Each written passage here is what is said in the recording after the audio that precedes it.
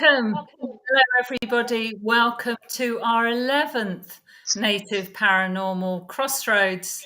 And I'm with the Paranormal Rangers tonight, Michelle Miners, Jonathan Dover, and Stan Milford.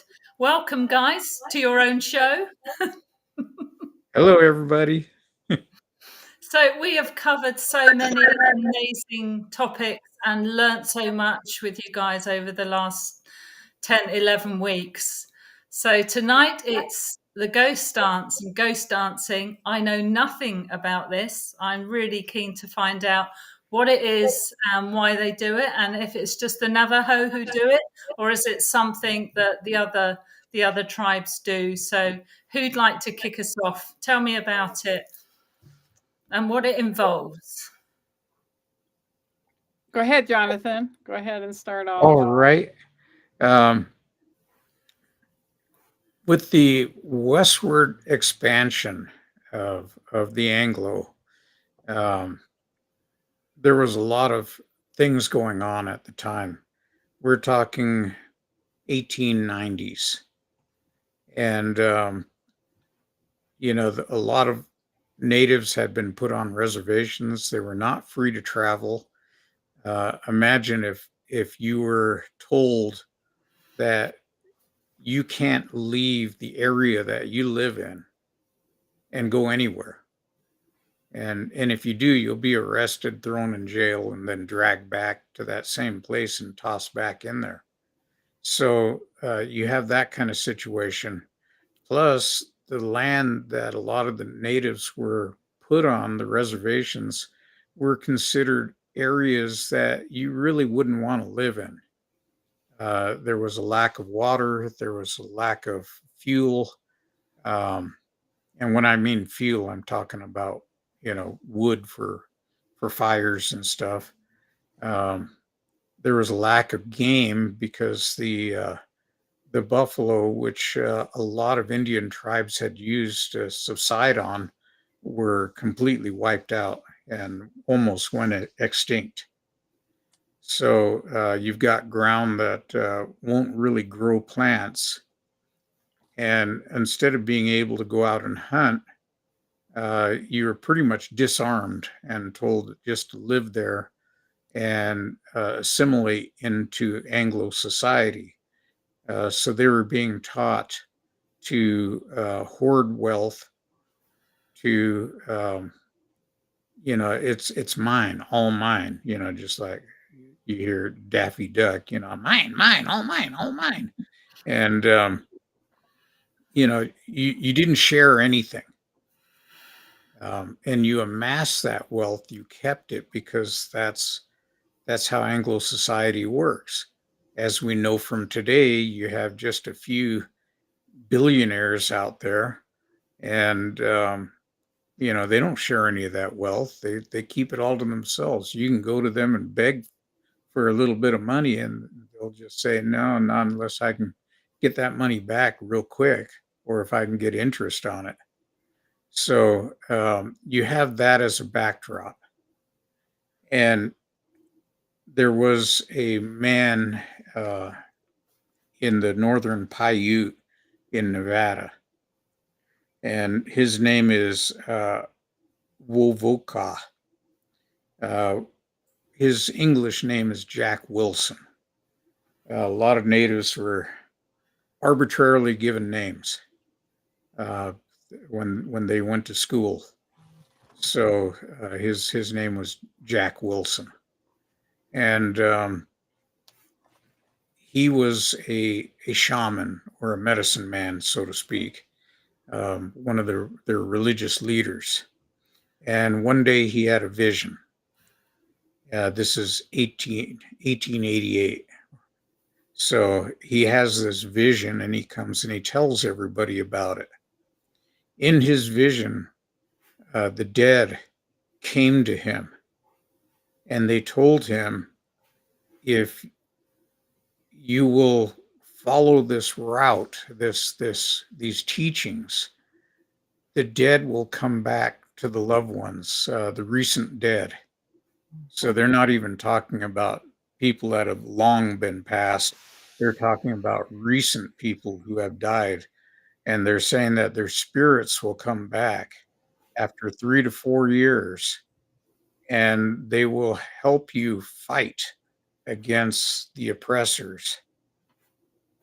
And, so that was basically that everything would return to what it used to be like, that the Anglo would be pushed back back over, the reservations would cease to exist, and natives could travel freely. And so this is what was being taught. Now, the basic tenets of this whole thing, there were three things that were going to happen. Number one, practitioners of the ghost dance would live cleanly. They would have a good life. Number two, they would live an honest life. So now you had clean living and honesty involved. The third one is that the tribes would need to get together and cooperate with each other. And this was big because, on the one hand, a lot of tribes are traditional enemies with each other.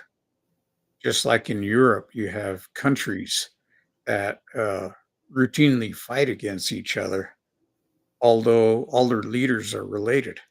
So Yes. it always struck me as really odd. But we didn't send people to other tribes to try to create bonds like that. Um, we had a system, many different systems that allowed for people to sit down and speak. In the Navajo way, you speak about things, and it's customary not to cut somebody off.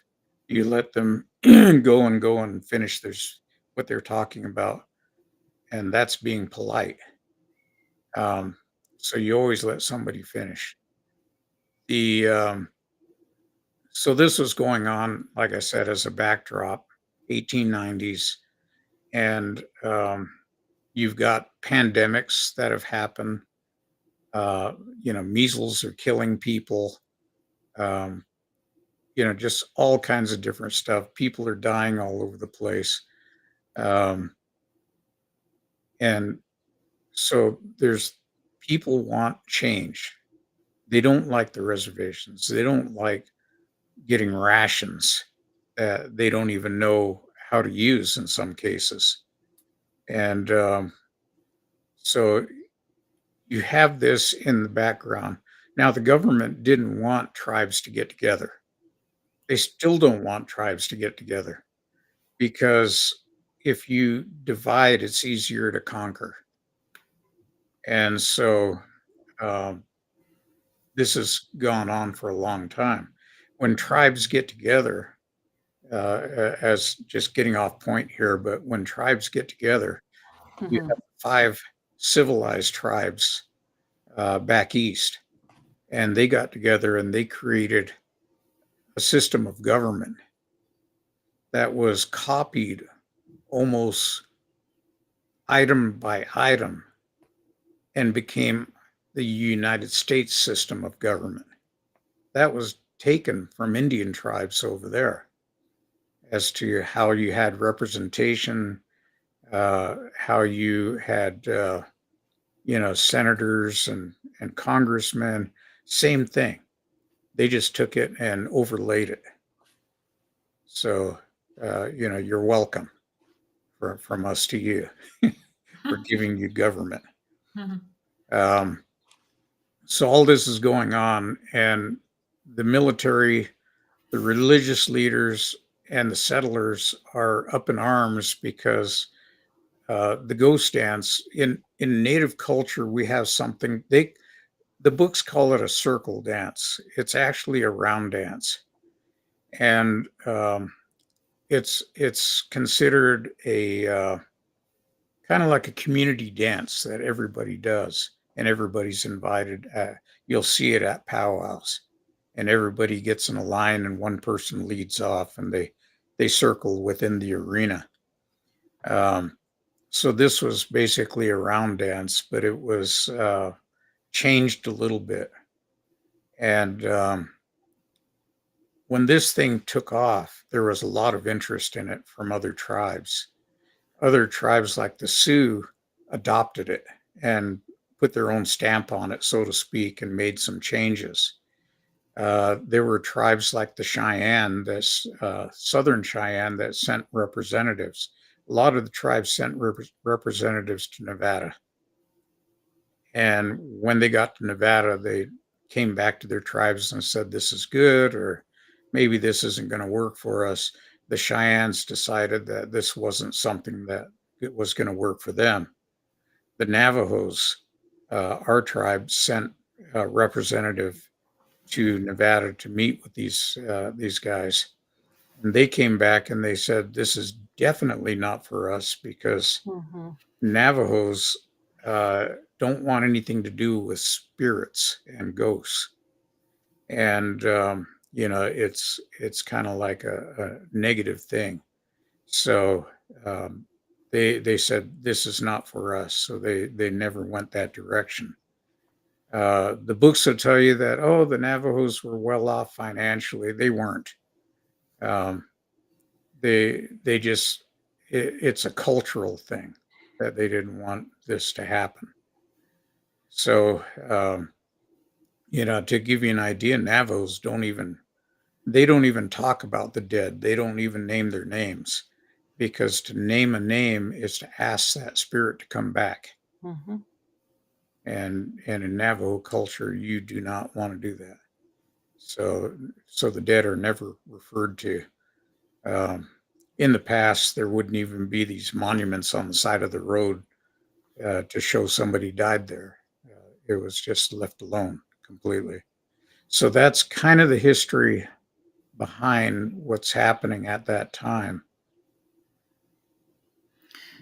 So they were moved onto reservations, which meant they lost the natural connection to their own lands, which would mean also, did they lose their ancestral connections to the lands when they were moved to the sacred places? So was the ghost dance a way of trying to make up for that lost connection? Well, the dance is not going to make up for any connections. They were hoping that this dance would cause the Anglo to recede, and the lands would go back to the natives. And but you have to understand, in Navajo tradition, just like almost every other tribe out there, you do not want to be separated from your land, because that's where you grew up. For Navajos, a lot of times they take the belly button of a newborn when it dries up, and they bury it or put it somewhere in the hogan. And so you're tied to that land. Your relatives, everybody that you've known that have died, are buried there. So, you don't want to leave that place. That's your roots. And to go to a place hundreds of miles away, and be force marched in some cases to go to these places under armed guard, and told, okay, this is where you're going to live. You're basically prisoners.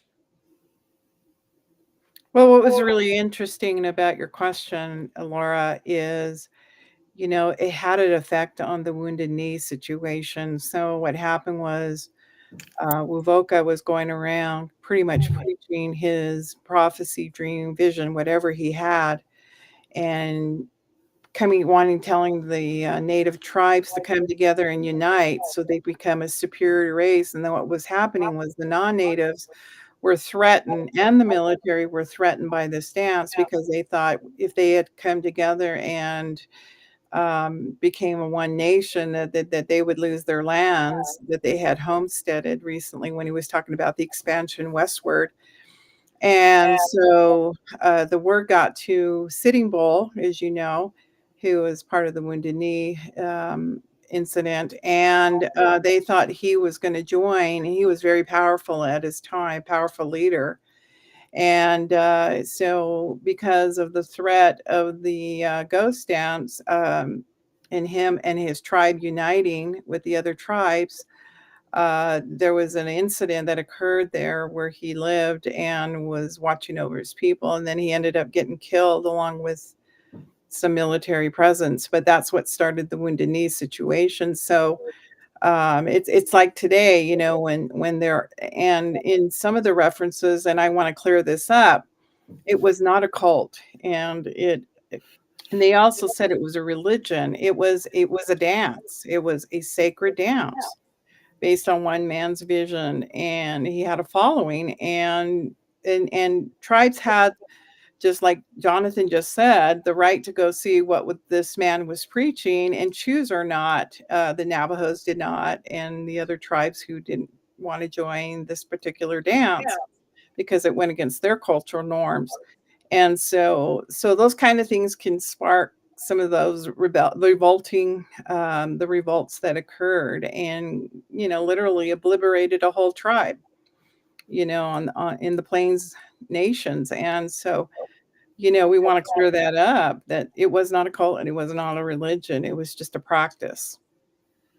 So when in Navajo, when your relatives die and so on, or your parents, grandparents and so on, at what stage do they become ancestors rather than spirits?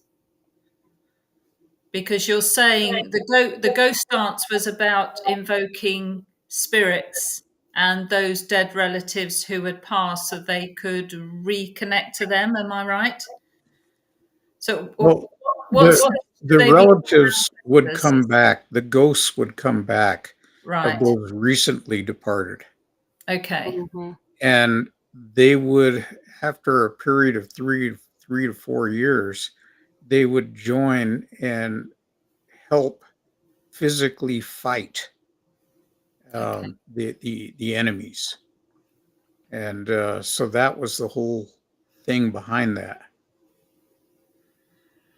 Right. I think one of the things that needs to be said about this is that, you're right in the middle of the U.S. government's push for manifest destiny Mm-hmm. and assimilation, and you had the Dawes Act. And so there was that westward push of non-natives into these areas that were traditionally native lands. These were native homelands.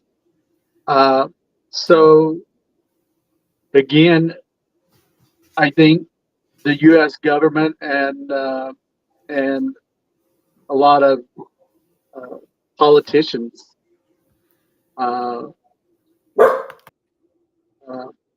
had this idea that the ghost dance was an uprising among different tribes against the U.S. government. And you can see in some of the illustrations by non-natives of the ghost dance, they depict natives dancing with weapons and guns and tomahawks and different things in this kind of a what they called savage,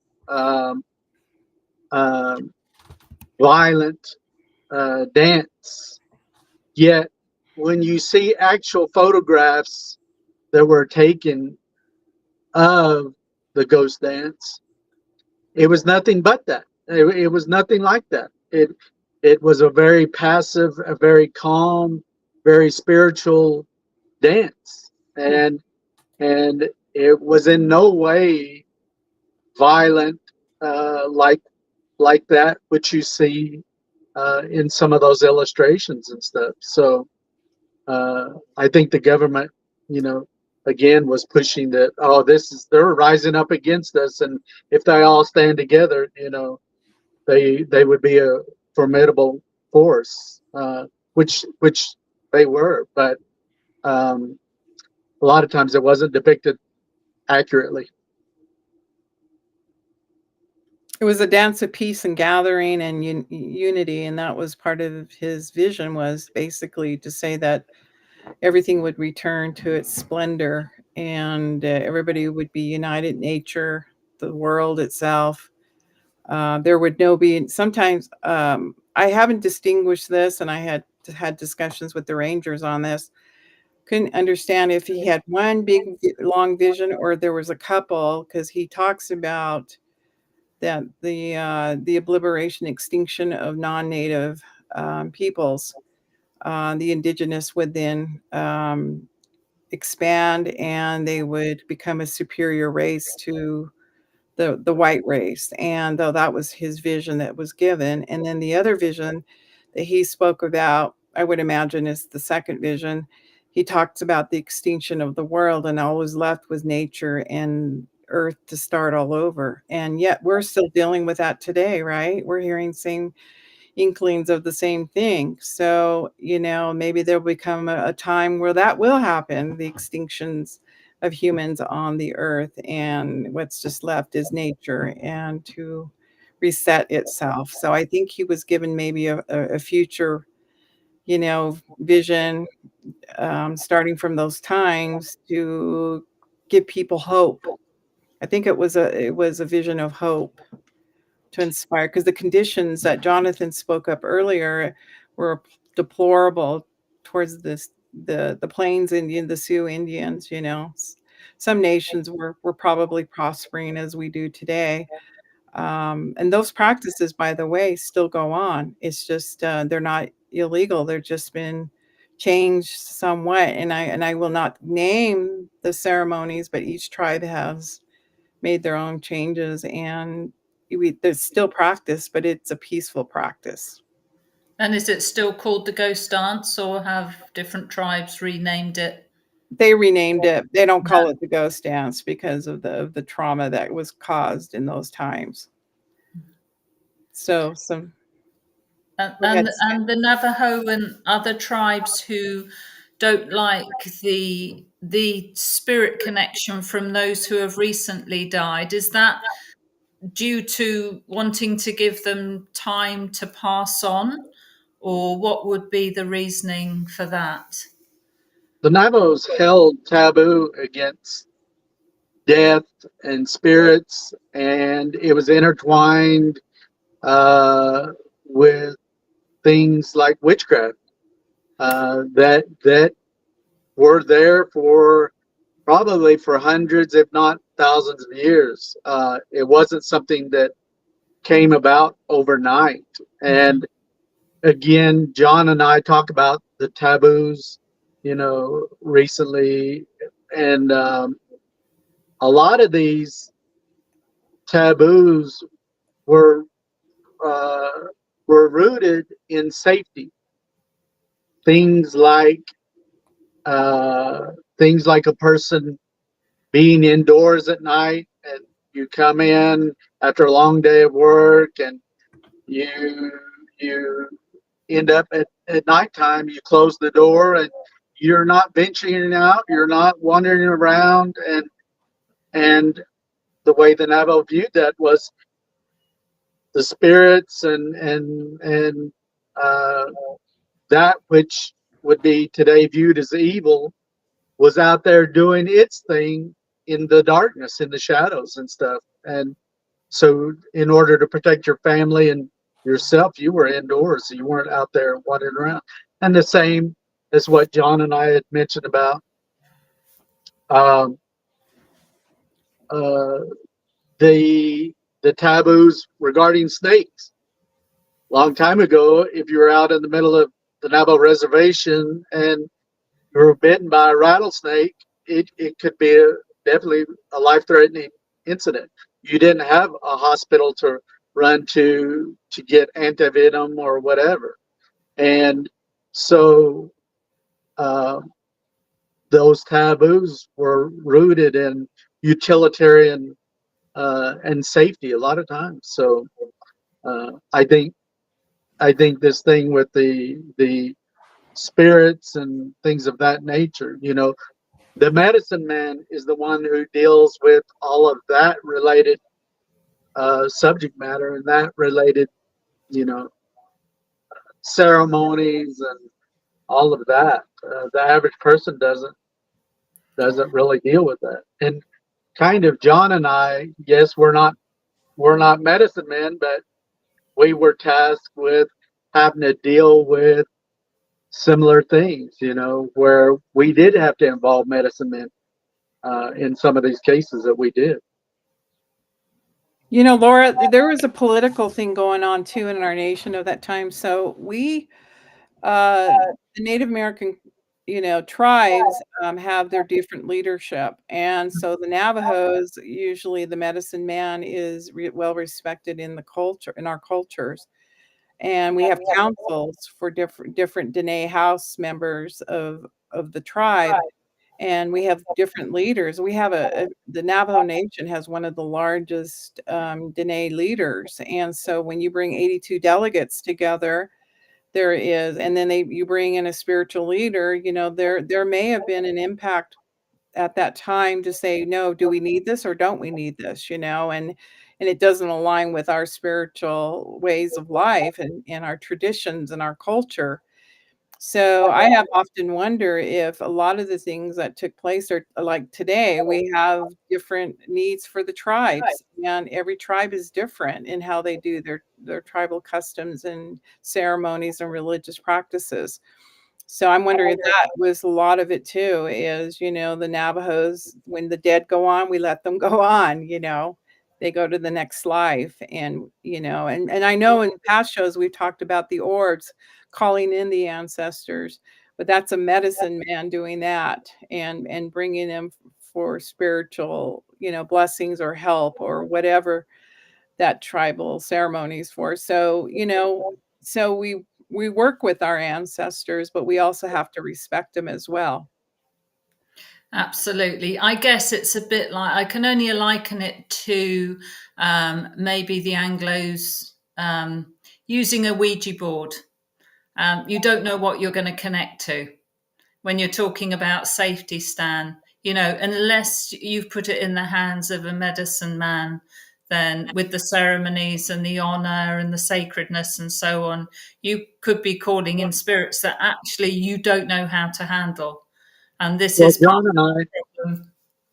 often kind of give a PSA in regards to what you mentioned, the Ouija board. Um, myself, I feel there are people that are knowledgeable enough to be able to utilize that as a tool for whatever reasons, whatever purposes that one would even, you know, even come to the idea of using an Ouija board. For the average person, it can be a very dangerous thing because you're opening up a gateway or portal to some other dimension, some other location, some other and to entities that can be quite dangerous. I mean, demonic related things, evil things. You really don't know what's going to come through, and it's best left in the hands of people that are experienced and know how to use those kind of things. So Absolutely. I just have to comment to Colleen Gorman, who I think maybe I wasn't explaining myself properly, Colleen. I wasn't suggesting natives lose their connection to Mother Earth. I understand they always have that connection. I do understand that, and that's something that goes beyond the natives. I mean, it's something over here in England. I feel, with my beliefs, I don't lose my connection to Earth Mother.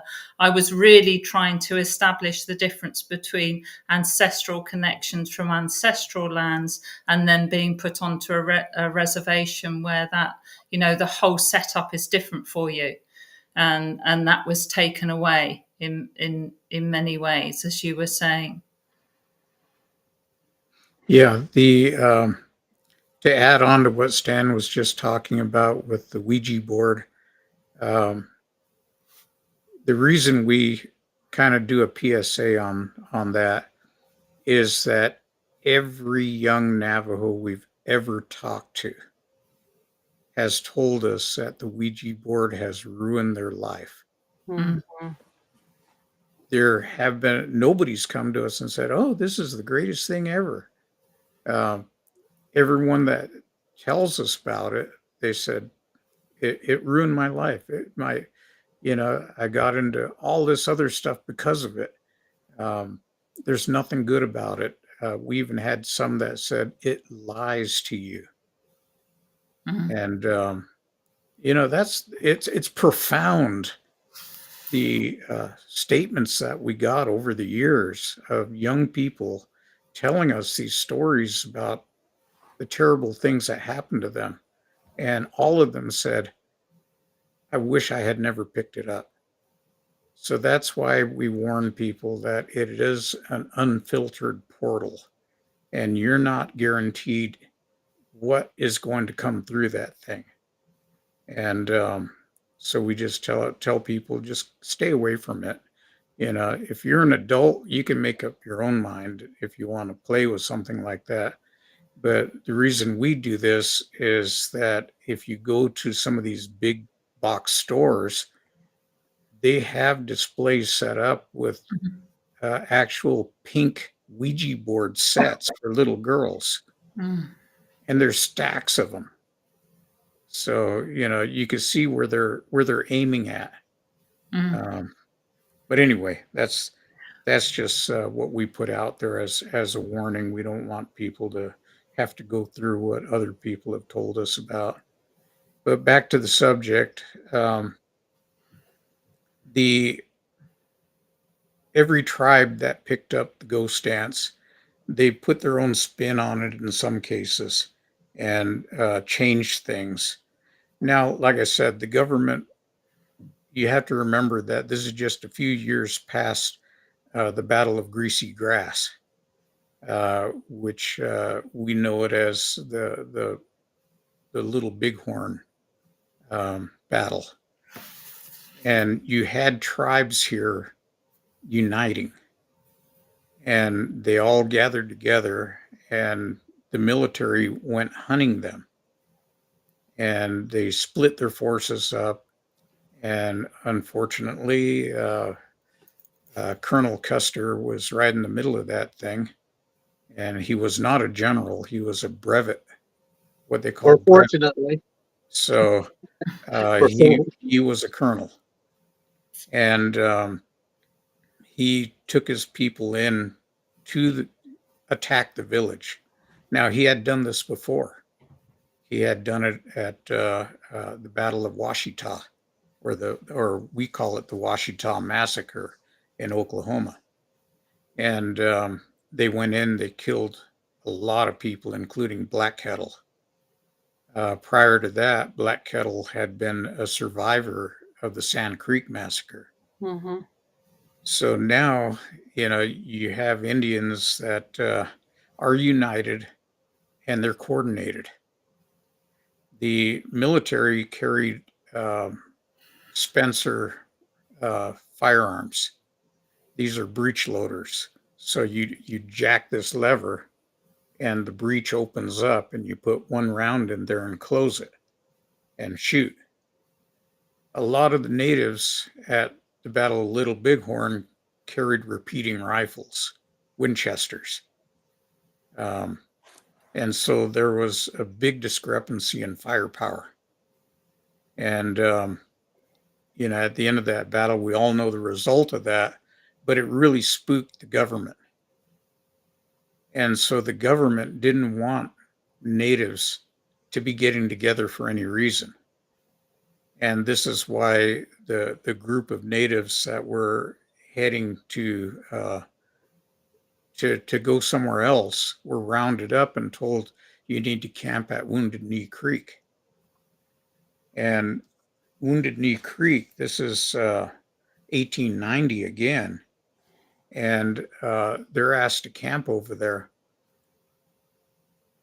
the military went in to disarm the natives because they didn't want them to have guns, even though the reason for having them was self-protection and to hunt. So they went in and they started rounding up all the guns.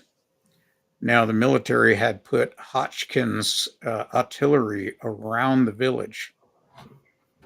Now, these are breech loading weapons that you put a shell in that could fire fragmentation rounds, and they could fire very fast. And in taking these weapons, they were being piled up, and a military man went up to a native who was deaf and tried to grab his weapon from him. Now, if you're deaf and you can't hear anything, you don't know what's going on. And a struggle ensued. A weapon somewhere discharged, and everybody started shooting. Natives were running back to the pile to get their guns that they had just surrendered. The military was shooting indiscriminately, and the artillery opened up on everybody. They said that 150 natives were killed. Most of them were women and children. The majority of them were shot in the back. So that indicates they were running away. There were at least 25 soldiers that were killed.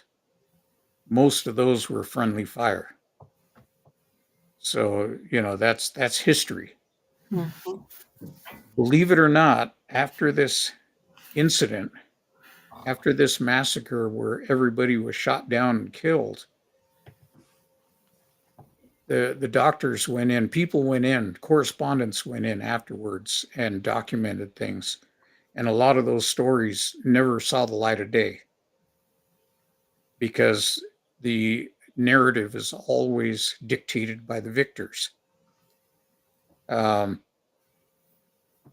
I think is interesting is that after this all happened, the US government gave the number is they say 20, but it's between 18 and 23 medals of honor to the soldiers that were there. And there's been calls. The government later apologized just recently for the Wounded Knee massacre.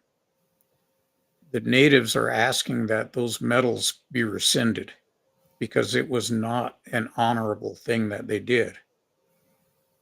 But the government has to have heroes and they have to have villains. So, we were all killed and we were told we were villains. This is why growing up, I always wanted to be the cowboy. I didn't want to be the Indian because the Indians always got killed when we played cowboys and Indians. So, but yeah, that's Wounded Knee. And you could see the fear. The fear was so prevalent that in Oklahoma, they would have giveaways. And I know I'm rambling here, but this is kind of important. They would have giveaways. Giveaways would go for 2 weeks. Now the Indian agent would get upset because the Indians weren't on their farmland tending their crops. And they were giving away property. In a giveaway, you give gifts to somebody else, and it's a big social thing. The more you give, the higher in esteem you are held. So they were giving away horses, they were giving away farm equipment, they were giving away everything. And the government said, you can't do that. We want you to hoard money. And we want you to hoard land. So they put a stop to that. So then the natives went to the government and says, well, how about if we just do it on the weekends? And so they said, okay, you can do this Friday, Saturday, and Sunday. Well, now the religious leaders were calling the military and saying there's a war dance going on because these people are supposed to be assimilated and they're supposed to be in church on Sundays. And we don't like that they're not in church. So the religious leaders actually started calling the military and saying there's a dance going on. And again, it was a giveaway. So finally, they settled down and they allowed the natives to have a dance for 3 days. And this is where our modern powwows come from. Correct. So 3 days, Friday, Saturday, and Sunday. And the whole idea is you get together with people you haven't seen in a long time. And it's a social thing. You enjoy the time together and you see friends you hadn't seen for a long time. And that's what that's all about. So yeah, anyway, I'll get off my podium now. No, Jonathan, we appreciate that because that's part of the history of the Native American powwow. And if we really look at the subject matter of ghost dancing, he was a pacifist of his time. We've had that in our modern day because these are lessons learned. Look what has happened to the great leaders of those pacifists. We're talking about Gandhi and our great Martin leaders. Luther King. Martin Luther King's a good one, yes, and have been shot and killed because they wanted peace and honor and everybody to get along, unity and such. And what was really interesting, the Native Americans came up with very elaborate clothing shirts for the warriors to wear because they felt like their spiritual power was so powerful that bullets couldn't project to them. As we found out, that's not the case, but that's what their belief system was, that God was with them, that somebody was with them. Great Spirit is who we refer to, is with them. And so they had these elaborate buckskins that they decorated. And it was a symbolism of remembrance that, they are powerful spiritual people. And Lakota Sioux adopted this, and they were the main, they're the ones that started it. And anyways, it still goes on to this day, and we have to learn from our past in order to move forward in our future. And we're facing a lot of this today as well. We saw it with the, racism that went on during the pandemic. We saw it, very apparent. And it's happening to all nations. So, something to learn from the Native American culture is to look to the past. What has happened to our nations? What is happening today in regards? And what do we look to for spiritual strength and such? I think that pathway keeps going on no matter what. I mean, we look to the path, we share these things about our culture. But it's here today and we need to face it. We need to look at it straight in the eye and say, okay, what's strengthening my spirit today? We talked about the medicine that we indulge in, and I'm not saying indulging in a bad way. I'm saying this is where we look for our safety measures, not to mess with the evil. And that's one of the things they said dancing would take away the energy of the evil. And that's what it was intended for, to dance away the even, hopefully that the liberation. I mean, at the time, the feeling was get rid of the Europeans because they were causing a lot of harm to the Native American culture, and they were taking them off all their fertile lands and taking it for themselves. I mean, that's what history dictates. And that's what we're talking about today. So how long did the ghost dancing in that form last for? I've heard things like 1913, when he passed away, as he was considered their prophet, but I think it still goes on to this day. Am I not correct, John? It does. It goes on to this day. And most times these are private ceremonies. They are not open to the public, and No. they're not really talked about too much. So can you tell me a little bit, I know it's slightly off topic, but it's really interesting, the Navajo and the other tribes' view on not owning anything. Because as you were saying, like, the Anglos are great. Like, so we have to hoard, we have to, we have to have mortgages, especially over here in the UK. We have to own an Englishman's land as his castle, and so on. And everything I've learned and understood from Navajo and the other indigenous, and possibly over here too, because obviously we had our own indigenous, was that everything really belongs to the earth, and you're sort of borrowing it, and when you finish with it, you give it back. Is that the basis on ownership? Well, it has to do with, early, I think Jonathan said this on another show. It has to do with the federal government. The federal government owns our lands today. So, Even though they're Earth's, Mother yeah, Earth. the yeah, early native concepts were that you didn't own land, Yeah. and this idea of buying lands and fencing it and those kind of things, that was a foreign concept to natives. So you didn't own Mother Earth. You were only here for a very limited time.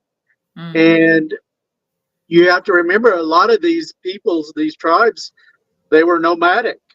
So their life was following the game, following the buffalo, following, these herds. And you you couldn't afford to have a lot of belongings in doing that, because you would be packing it up, moving it with you. Only the most sacred and most important items that you needed for everyday life, that was what you kept, So this idea of materialism that we have in modern countries, that wasn't the way or thinking at that time with native peoples. There was, the important thing was your health. The important thing was family and your spirituality.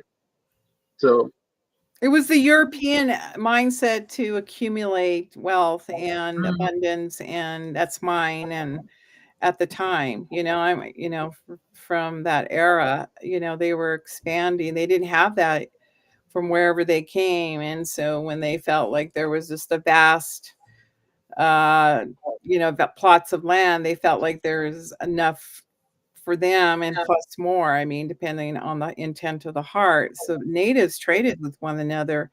If one tribe was hurting, another tribe would help another, unless you became enemies with that tribe for various reasons.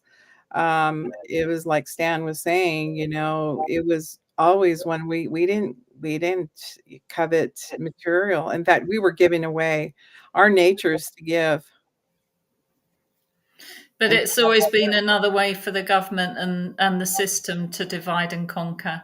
Yeah. Again, bringing in that greed element, isn't it? Right. Well, their whole process was something called assimilation. Mm-hmm. And so they took the children, put them in boarding schools, wouldn't let them speak their own language. And they basically taught them to be Anglo, to have those, take them away from the families, so the teachings are gone, and teach them, from the government. And after that, they would go back, and eventually those people that were educated would go back, and they would marry outside of the tribe. The tribe would become diluted and would cease to be anymore, and the land could be taken over. So that was the whole idea behind assimilation. This went with the general theory of that America is this great melting pot, and that everything you throw into it melts and becomes homogeneous. What they found out, and like I said before, America is a stew pot with big chunks of things floating around in there. We have, whole communities of Germans, of Swedish people, Italians. Just every race you can imagine. There's enclaves of those people out there, and so it's not a melting pot where everybody just flows into one another. Mm-mm.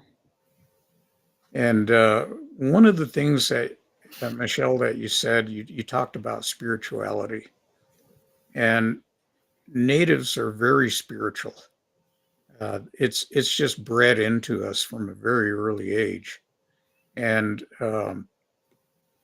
we even look at the paranormal from a spiritual standpoint. And it's very different because the government, the researchers, everybody else looks at paranormal cases from a standpoint of science, science only. You know, spirituality has nothing to do with it. And yet we're seeing connections between the two. Mm.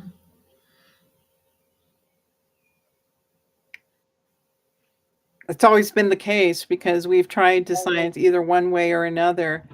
And we are deeply spiritual people, although, Navajos are known not to speak about the sacred things. We keep that very sacred, like the dance is still going on to this day. And it's, I'm not going to say which dances because they still have them. And I respect the fact that, I wasn't raised completely in the culture on the reservation. My mother got assimilated at a very young age and lived in the boarding schools, and her identity was taken away and assimilated very well into the non-native culture and aspired to working with top levels of government and kept giving back to her people when she was, after educated, assimilated, and then that's what I was reared with, I was raised with, get along with both worlds, and I didn't know a whole lot about my culture, and, you can learn at any time. Anybody can learn their culture at any time, and this is not a play on the non-natives, it was just what was going on in those eras that, we speak about, but our traditions always have stayed because we're still here. There was an extermination order that came from the US government to get rid of all Native Americans. And, but we're still here. And the Navajos are one of the largest tribes in North America. And so, and I am a full-blooded, as these gentlemen are full-blooded indigenous of different nations, because there were marriages that took place within those cultures. So our bloodline is full-blooded, and we're still here. Now I'm gonna get off my platform. So you're FBI, huh? Yeah. Full-blooded Indian. Yeah, full-blooded Indian. It's been systematic to the indigenous tribes the world over, hasn't it? Yes. Because Over they here, work with the natural here energies of Earth. Sorry, Jonathan, go on. I'm sorry. He's making some jokes over here. Yeah, over here we call it FBI. We call it fry bread inspector. He's got a dry sense of humor. That was me. That was me, definitely. Well, we talked about powwow, and so this weekend I'll be going to the Gathering of Nations with my sister. Oh, that's nice. Which is a gathering of 105,000 Native Americans from across Native North America, South America, First Nations peoples. So this effort, really, if you look at it, this push against ghost dance, circle dance, really, they didn't succeed. Natives will survive. We recently heard of the passing of individuals like Cole Brings Plenty, and that's brought up issues and concerns by all Native peoples that natives do have rights, and we need to be protecting each other and thinking about these kind of things. That'll be great. I was going to go to that too, Stan, but unfortunately, family issues, they couldn't allow me to go to the nation's Yep. um, powwow there. But I I really agree that today we want to get along with everybody in the world, and we're still the same. And I don't think the Native Americans have changed their hearts. I think it's still the same. We have personal experiences in our lives, whether it's the paranormal world versus the real world, the spiritual world, everything's combined and we've experienced it. We wouldn't be on this podcast shows sharing our culture if we didn't have these experiences. To talk about the unforeseen world is really a part of our world. That's part of our normality. I think that's one thing that's been very much taken from us as well is, you know, right from when you're little, the children who have imaginary friends, and we know they're not imaginary, you know, that where they are actually seeing, we believe, everyone here, that, you know, in an unseen world. And children do, but that's knocked out of them. They're teased and so on and told that the unseen world doesn't exist in that way, that you couldn't possibly be talking to a being, you know, that you can't see, or that we as adults can't see. And it's not just in Indigenous, is it? I mean, that's been something, again, that's been the world over. Modern science wants to dissect and break things down in its elemental parts. And the thing is, with a lot of the spirituality and these things that Native peoples recognize, uh, they can't explain these things away. They can't understand it from that perspective. And we know they exist. We know that it does. These things do happen. I remember Andrew saying what a challenge it was. That the first thing is getting people to understand there is an unseen world and that it interacts with you every moment of every day. And when you start interacting with it, whatever your belief system, I might talk to the universe or my ancestors in my belief system, but I believe. And because I believe, I feel I have that, and I work to have that connection in my own way, in my own ceremonies and rituals, and so on. It has changed my life, and it works. It works for me. And you can, you know, like you're saying, you be careful who you connect to. You do the right cleansing, you do the right protection in your own way, not always your way, as you were saying before, Jonathan, as we've all said. And if you're doing that and you build up a good connection with the unseen world, it's only going to benefit your own soul's development and your own growth. But it's just that but that's actually accepting there is an unseen world there that can have a big impact on your life in your own belief system. True. Well, That is missing. That seems to be missing. for us, we often say that we don't like the term belief Hmm. because to believe something is to accept something with no evidence. Hmm. But you're taking a leap of faith and Yes. believing something that there's no evidence for. Mm. For us, we look at evidence from a law enforcement standpoint. Hmm. And when you're talking spirituality, the spirituality that's there, um, the evidence shows that there is something going on. Yes. Uh, Even if people don't want to admit it, they don't want to go that direction, that things happen. And they've happened my whole career, my whole life. And same with Stan. So, you know, and I'm sure Michelle's had her own, life that's been going on where the spirit world has come into it from time to time. And you just accept it. And because if you fight against it, you start to lose that part of you. And your spirituality is like a muscle. You have to exercise it. If you don't, it atrophies, it dies. And that's not Native Americans. So, we would encourage you to look into yourself, which is often the hardest thing to do, is to look at yourself and see where you're coming from and where you're going. And I'm looking forward to the future. It's just gets more and more interesting all the time. So there's a lot to look forward to.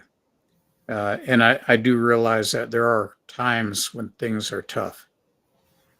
That's why we're resilient. That's why we survive. And I've been through some really bad times, and I can tell you that going to dance at a powwow was the only thing at the time that made me feel good. To hear that drum and to just get into that sacred arena and dance and not have any concern. And I danced at the Apache Blackfoot Society in Oklahoma at Fort Cobb. Mm-hmm. And that's a ceremonial. You're not allowed to video, you can take pictures. But that's a 3-day dance in 117-degree heat. Wearing wool leggings and long sleeve shirts and an otter turban. So we jokingly call it the Oklahoma Ironman competition. But if you dance in that one, if you're a member, you have to be a member. You just can't come in and dance. You'll typically lose 10 to 15 pounds in over 3 days of dancing. Right. So Yeah, there's some, we pray every morning to our morning prayers. We give them, ask the Creator, God, whatever you want to call it, to have a sustainable day and for the blessings. And it is a blessing. And Natives do that. We don't talk a lot about it, about our spirituality, because it's very personal to us. But it's there. It helps us. And we, however everybody prays or unites in their prayer. Sometimes our spirituality can be taken as organized religion. That's not what we're talking about. We're talking about inside of ourselves, we get revealed spiritual truths. And some of our spiritual truths comes through our culture. It can even come to us through guidance when we need it in our lives. As Jonathan was talking about, we all have our spiritual faith, whatever we believe in, and it should be respected. Even our political votes.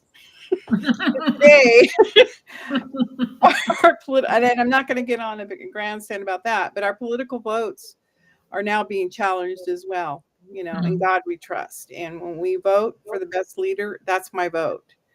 And I don't want to be challenged, because I feel in my heart that's the best person for our nation. And we should respect who's in our leadership. And pray for our leaders, for the medicine men, for the tribal leaders, for our U.S. leaders. Pray for everybody in the world. So that's spirituality to the Native Americans. And for the Mother Earth and the plants and the medicine.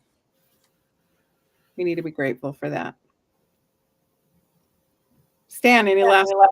No, we're at the top of the hour. Well, I just appreciate and thank everybody that come here that works to put this podcast together. I know there's a lot of thought, and so Laura and Michelle, appreciate all of the behind the scenes work you guys do. And I think, we try to bring a positive message to the world and to those that would listen. And I think it's important where we are in this day and time in 2024 to share and to convey that these subjects that we bring up, whether it's Bigfoot or ghosts or UFOs, even the witchcraft thing. It's important for us to share information related to that. So thank you. And thank you for our guests and people that made comments. Jonathan, any last words? Yes, go ahead, Laura. Yeah. Again, thank you everybody for tuning in. Um, we'll be back next week, same bat time, same bat channel. But we actually have fun doing these podcasts, and we try to give a native perspective. Uh, I had to learn a lot of history, and I also learned a lot of native history, or from the native point of view that isn't normally taught.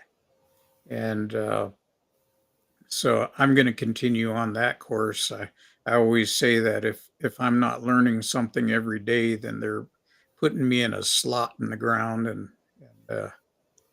saying goodbye. So I don't plan on that happening for a while. Good. But thank you for tuning in and being there with us. Michelle? Yes. Oh, well, I've really enjoyed working with the Rangers and learning from them. Their experiences on the reservation, the Navajo reservation, have been extensive. And I know Stan has come out with a new book that will be on the market soon. And he talks about his ventures of 30 plus years with the Paranormal Rangers. The Rangers. He is a paranormal ranger.